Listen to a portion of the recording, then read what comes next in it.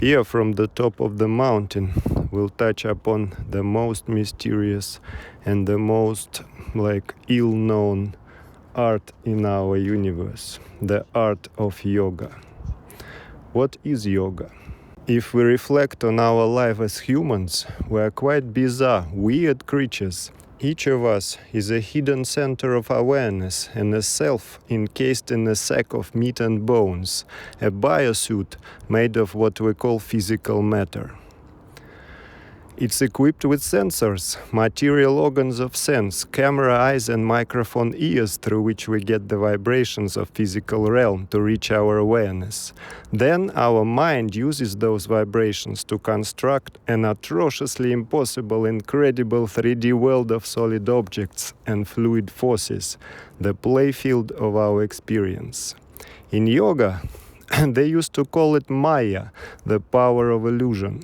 The power that keeps us from waking up from the dream of our illusory lives.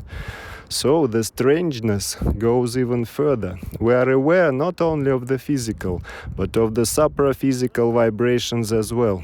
A ripple comes and we are sad. Another gust and we are in love.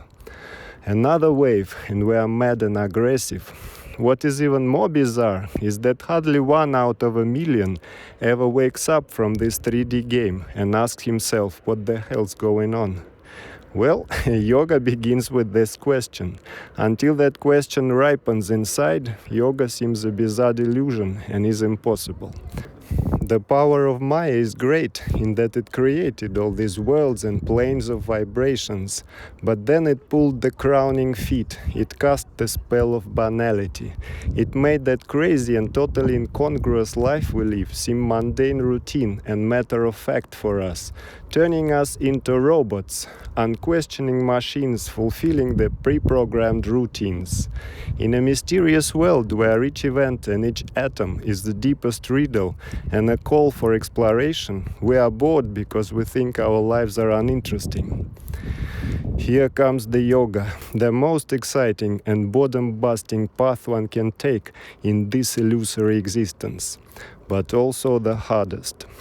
Sure, becoming a millionaire or Nobel-prized scientist or a happy mother or father of a family is enticing for certain layers or sheaths of our Adhar, structure or vessel of our conscious being, but it is still one of the pre-programmed robotic scenarios of the simulation game.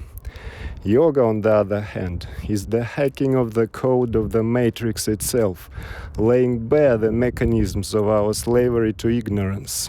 And the first discovery of yoga is that our conscious self, our proud, free being and unique personality is nothing more than a thin film of habitual vibrations, repeating themselves on the surface, while the whole root and cause of them is hidden behind thick subliminal veil. To pierce that veil is the first step of yoga. Method techniques can differ. Ours center around quieting or silencing the thinking mind and strengthening the power of concentration. Why? Because our reasoning thoughts, weaving our internal dialogue, are not an instrument of final knowledge or reality.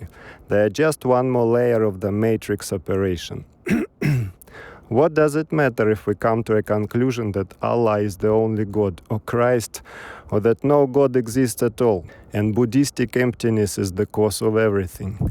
Still, we will not go beyond mental concepts and formations, which can never give us the final solution. The path is to awaken to other faculties and capacities of consciousness hidden in us above our thinking mind, or deep within, and open our limited ego to universal currents and to the divine consciousness.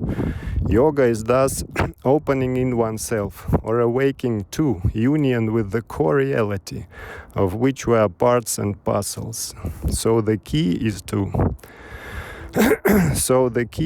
is silenced attention and concentration. So let's practice them honestly. Om Tat Sat.